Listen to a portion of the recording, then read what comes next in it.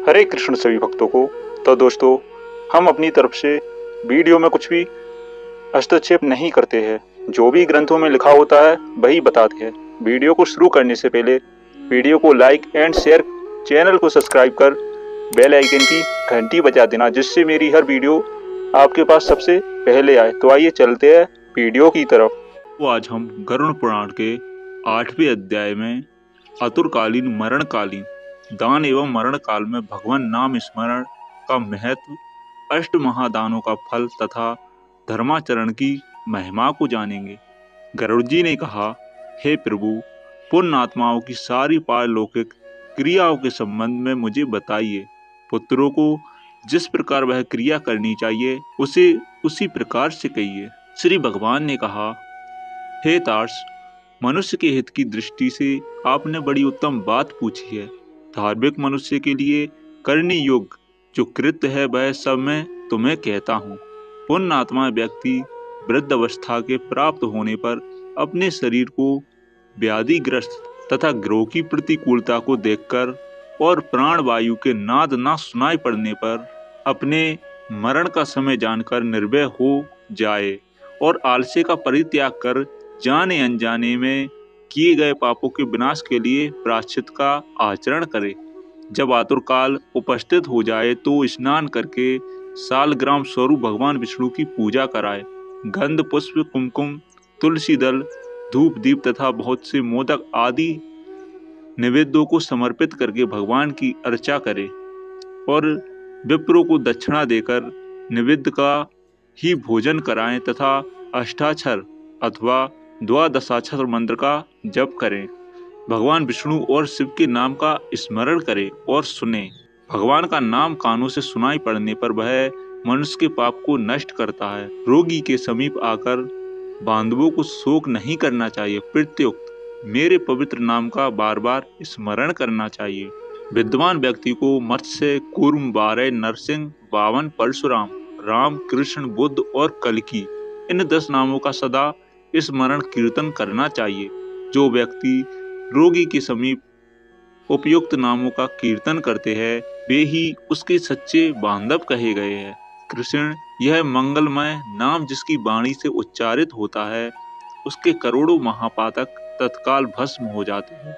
मरणासन अवस्था में अपने पुत्र के बहाने से नारायण नाम लेकर अजामिल भी भगवतम को प्राप्त हो गया। तो फिर जो श्रद्धा पूर्वक भगवान के नाम का उच्चारण करने वाले हैं उनके विषय में क्या कहना।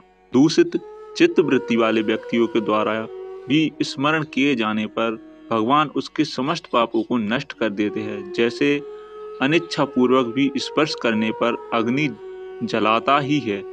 हे द्वैज, वासना के सहित पापों का समूह विनाश करने की जितनी शक्ति भगवान के नाम में है, पातकी मनुष्य उतना पाप करने में समर्थ ही नहीं है। यमदेव अपने किंकरों से कहते हैं, हे दूतों, हमारे पास नास्तिक जनों को ले आया करो। भगवान के नाम का स्मरण करने वाले मनुष्य को मेरे पास मत लाया करो, क्योंकि मैं स्वयं उच्चित केशव, राम, नारायण, कृष्ण, दामोदर, वासुदेव, हरि, श्रीधर, माधव, गोपिका वल्लभ, जानकी नायक रामचंद्र का भजन करता हूँ। हे दूतों, जो व्यक्ति एक कमल नयन, हे वासुदेव, हे विष्णु, हे धरणीधर, हे अच्युत, हे शंख चक्रपाणी आदि अब मेरे शरणदाता हो, ऐसा कहते हैं, उन निष्पाप व्यक्तियों को तुम दूर से ही छोड़ देना। हे दूतों, जो निष्किंचन और रसज्ञ परमहंसों के द्वारा निरंतर आस्वादित भगवान मुकुंद के पादारविंद मकरंद रस से विमुख है, अर्थात भगवत भक्ति से विमुख है और नरक के मूल गृहस्थी के प्रपंच में तृष्णा से बद्ध है, ऐसे असत पुरुषों को मेरे पास लाया करो। जिनकी जीवा भगवान के गुण और नाम का कीर्तन नहीं करती, चित्त भगवान के चरणाबिंद स्मरण नहीं करता, सिर एक बार भी भगवान को प्रणाम नहीं करता, ऐसे विष्णु के आराधना, उपासना आदि कृत्यों से रहित असत पुरुषों को मेरे पास ले आओ।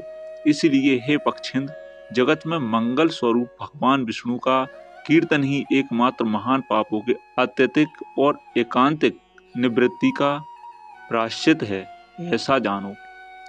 नारायण से प्राण मुख रहने वाले व्यक्तियों के द्वारा किए गए प्रायश्चित्ताचरण भी दुर्बुद्धि प्राणी को उसी प्रकार पवित्र नहीं कर सकते जैसे मंद्रा से भरे मटके को गंगा जी सदृश नदियां पवित्र नहीं कर सकती। भगवान कृष्ण के नाम स्मरण से पाप नष्ट हो जाने के कारण जीव नरक को नहीं देखते और स्वप्न में भी कभी यम का यमदूतों को नहीं देखते। जो व्यक्ति अंत काल में नंद नंदन भगवान श्री कृष्ण जिसके पीछे चलते हैं ऐसी गाय को ब्राह्मणों को दान देता है वह मांस हड्डी और रक्त से परिपूर्ण बैतरणी नदी में नहीं गिरता, अथवा जो मृत्यु के समय में नंद नंदन इस प्रकार की वाणी भगवान नाम का उच्चारण करता है वह पुण्य मांस अस्थि तथा रक्त से पूर्ण बैतरणी रूपी शरीर को प्राप्त नहीं करता, शरीर धारण नहीं करता अर्थात मुक्त हो जाता है। अतः पापों के समूह को नष्ट करने वाले महाविष्णु के नाम का स्मरण करना चाहिए अथवा गीता या विष्णु सहस्त्र नाम का पठन अथवा श्रवण करना चाहिए। एकादशी का व्रत गीता गंगाजल तुलसी दल भगवान विष्णु का चरणामृत और नाम ये मरण काल में मुक्ति देने वाले हैं। इसके बाद घृत और सुवर्ण सहित अन्न दान का संकल्प करें। श्रोत्रिय द्विज वेद पाठी ब्राह्मण को सवत्सा गौ का दान करे। हे तार्स, जो मनुष्य अंत काल में थोड़ा या बहुत दान देता है और पुत्र उसका अनुमोदन करता है वह दान अक्षय होता है। सतपुत्र को चाहिए कि अंत काल में सभी प्रकार का दान दिलाए। लोक में धर्मज्ञ पुरुष इसीलिए पुत्र के लिए प्रार्थना करते हैं। भूमि पर स्थित आदि आंख मूंदे हुए पिता को देखकर पुत्रों को उनके द्वारा पूर्व संचित धन के विषय में तृष्णा नहीं करनी चाहिए। सतपुत्र के द्वारा दिए गए दान से जब तक उसका पिता जीवित हो तब तक और फिर मृत्यु के अनंतर आदि वाहक शरीर से भी परलोक के मार्ग में भय दुख नहीं प्राप्त करता। अतुर काल और ग्रहण काल इन दोनों कालों में दिए गए दान का विशेष महत्व है, इसलिए तिल आदि अष्टदान अवश्य देने चाहिए। तिल लोहा सोना कपास नमक सप्तधन्य भूमि और गौ इनमें से एक एक का दान भी पवित्र करने वाला है। यह अष्ट महादान महापातकों का नाश करने वाला है, अतः अंत काल में इसे देना चाहिए। इन दानों का जो उत्तम फल है उसे सुनो। तीनों प्रकार के पवित्र तिल मेरे पसीने से उत्पन्न हुए हैं। असुर दानव और दैत्य तिल दान से तृप्त होते हैं। श्वेत कृष्ण तथा कपिल भूरे वर्ण के तिल का दान वाणी मन और शरीर के द्वारा किए गए त्रिविध पापों को नष्ट कर देता है। लोहे का दान भूमि में हाथ रखकर देना चाहिए। ऐसा करने से वह जीव यम सीमा को नहीं प्राप्त होता और यम मार्ग में नहीं जाता। पाप कर्म करने वाले व्यक्तियों का निग्रह करने के लिए यम के हाथ में कुल्हाड़ी मूसल दंड तलवार आदि छुरी शस्त्र के रूप में रहते हैं। यमराज के आयुधों को संतुष्ट करने के लिए यह लोहे का दान कहा गया है, इसलिए यमलोक में सुख देने वाले लोहे दान को करना चाहिए।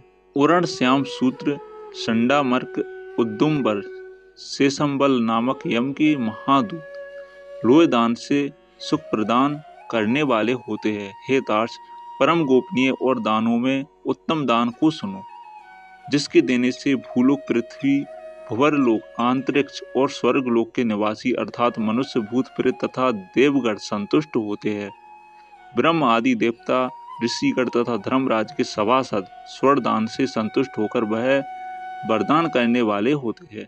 इसलिए प्रेत के उद्धार के लिए स्वर्ण का दान करना चाहिए। हे तात, स्वर्ण का दान देने से जीव यमलोक नहीं जाता, उसे स्वर्ग की प्राप्ति होती है। बहुत काल तक वह जीव सत्य लोक में निवास करता है। तदंतर इस लोक में रूपवान धार्मिक श्रीमान और अतुल पराक्रमी राजा होता है। कपास का दान देने से यमदूतों से भय नहीं होता। लवण का दान देने से यम से भय नहीं होता। लोहा नमक कपास तिल और स्वर्ण के दान से यमपुर के निवासी चित्रगुप्त आदि संतुष्ट होते हैं। सप्त धान्य प्रदान करने से धर्मराज और यमपुर के तीनों द्वारों पर रहने वाले अन्य द्वारपाल भी प्रसन्न हो जाते हैं। धान जो गेहूं मूढ़ उड़द काकुन या कंगनी और सातवा चना ये सप्त दान कहे गए। जो व्यक्ति गौचर मात्र भूमि विधान पूर्वक तत्पात्र को देता है वह ब्राह्मण हत्या के पाप से मुक्त होकर पवित्र हो जाता है। ऐसा मुनीश्वरों ने देखा है। राज्य में किया हुआ अर्थात राज्य संचालन में राजा से होने वाला महापाप ना व्रतों से, ना तीर्थ सेवन से और ना अन्य किसी दान से नष्ट होता है, अपितु वह तो केवल भूमि दान से ही विलीन होता है। जो व्यक्ति ब्राह्मणों को धान्यपूर्ण पृथ्वी का दान करता है वह देवताओं और असुरों से पूजित होकर इंद्रलोक में जाता है।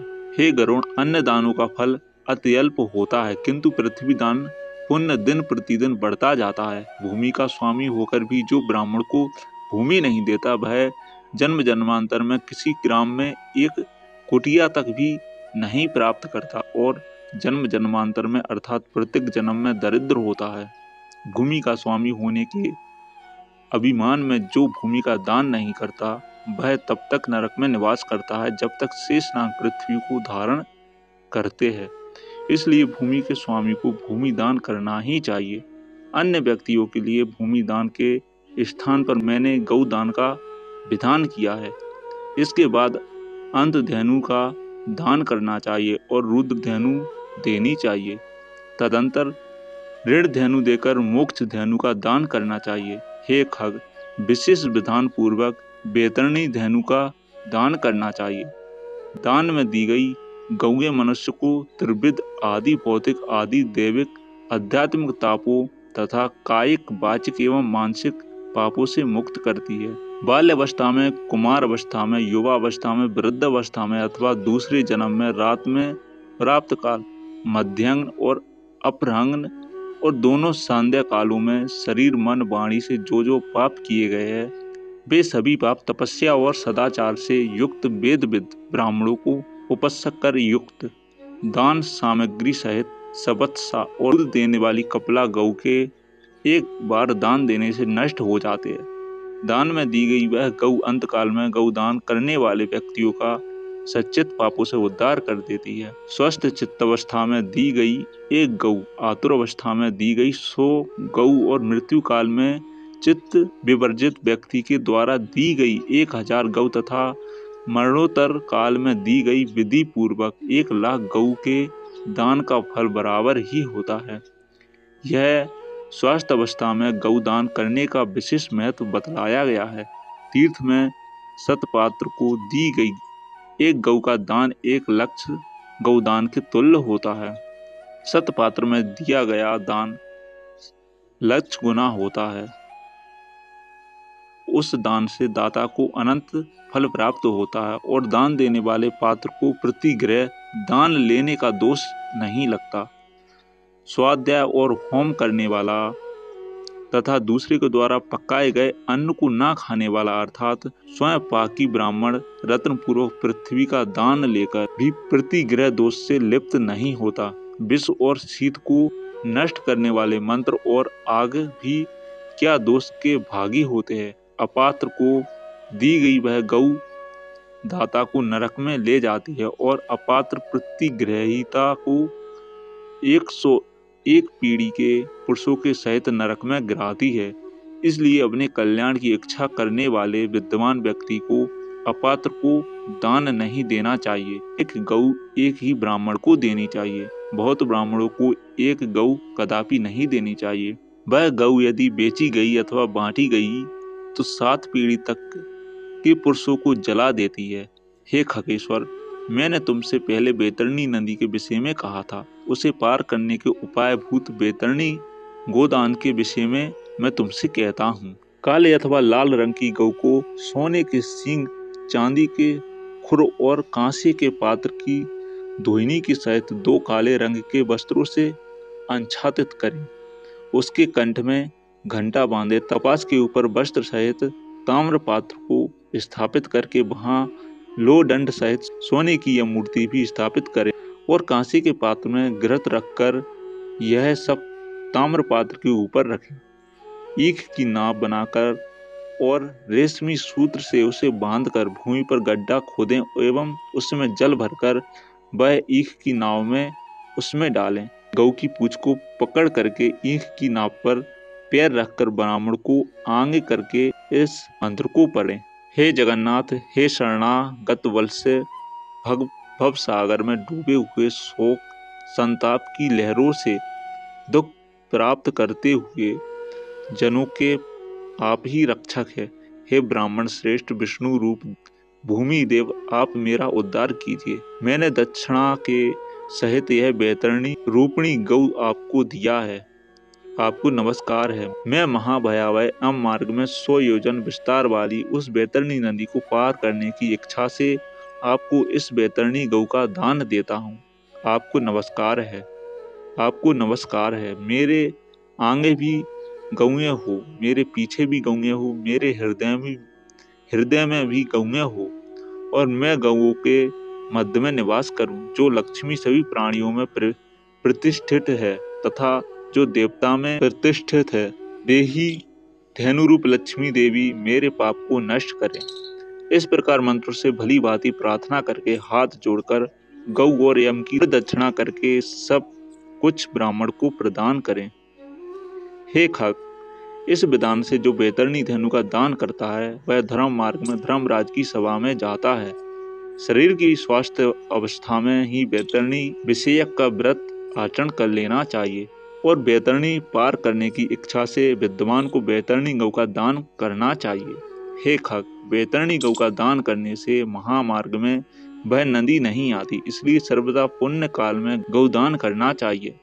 गंगा आदि सभी तीर्थों में, ब्राह्मणों के निवास स्थानों में, चंद्र और सूर्य ग्रहण के काल में, संक्रांति में, अमावस्या तिथि में, उत्तरायण तथा दक्षिणायन, कर्क और मकर संक्रांति में, विषुव अर्थात मेष और तुला की संक्रांति में, व्यतिपात योग आदि तिथियों में तथा अन्य पुण्य कालों में उत्तम गौदान देना चाहिए।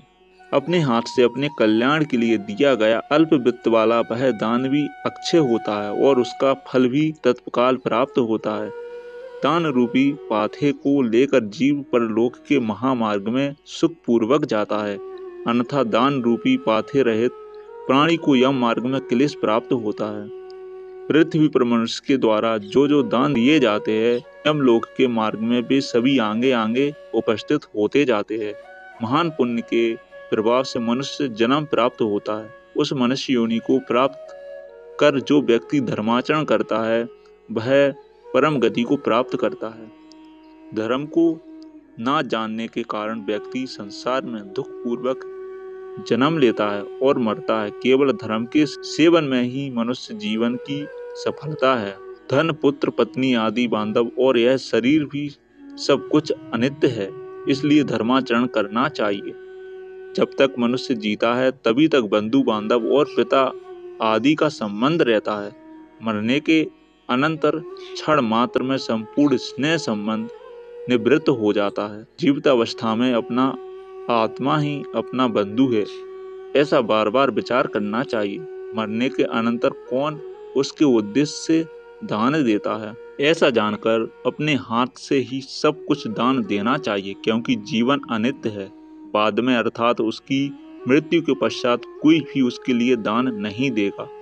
मृत शरीर को काठ और ठेले के समान पृथ्वी पर छोड़कर बंधु बांधव विमुख होकर लौट जाते हैं। केवल धर्म ही उसका अनुगमन करता है। धन संपत्ति घर में ही छूट जाती है, सभी बंधु बांधव शमशान में छूट जाते हैं, किंतु प्राणी के द्वारा किया हुआ शुभाशुभ कर्म परलोक में उसके पीछे जाता है। शरीर आग से जल जाता है, किंतु किया हुआ कर्म साथ में रहता है। प्राणी जो कुछ पाप अथवा पुण्य करता है उसका वह सर्वत्र भोग प्राप्त करता है। इस दुखपूर्ण संसार सागर में कोई भी किसी का बंधु नहीं है। प्राणी अपने कर्म संबंध से संसार में आता है और फल भोग से कर्म का क्षय होने पर पुनः चला जाता है, मृत्यु को प्राप्त हो जाता है। माता पिता, पुत्र, भाई, बंधु और पत्नी आदि का परस्पर मिलन, प्याऊ एकत्र हुए जंतुओं के समान अथवा नदी में बहने वाले काष्ठ समूह के समान नितांत चंचल अर्थात अस्थिर है।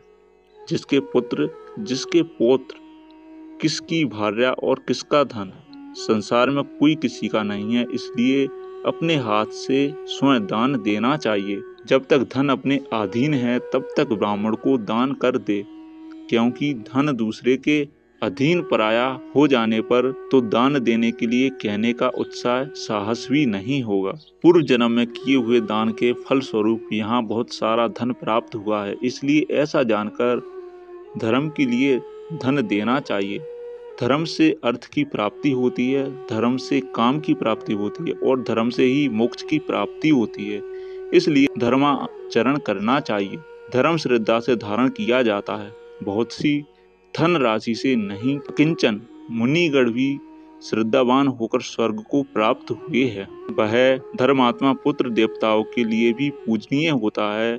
माता पिता के निमित्त जो धन पुत्र के द्वारा सतपात्र को समर्पित किया जाता है, उससे पुत्र पौत्र और प्रपौत्र के साथ वह व्यक्ति स्वयं भी पवित्र हो जाता है। पिता के उद्देश्य से किए गए दान से 100 गुना, माता के उद्देश्य से किए गए दान से 1000 गुना, बहन के उद्देश्य से किए गए दान से 10,000 गुना और सहोदर भाई के निमित्त किए गए दान से अनंत गुना पुण्य प्राप्त होता है। दान देने वाला उपद्रवग्रस्त नहीं होता, उसे नरक यातना नहीं प्राप्त होती और मृत्यु काल में उसे यमदूतों से भी कोई भय नहीं होता।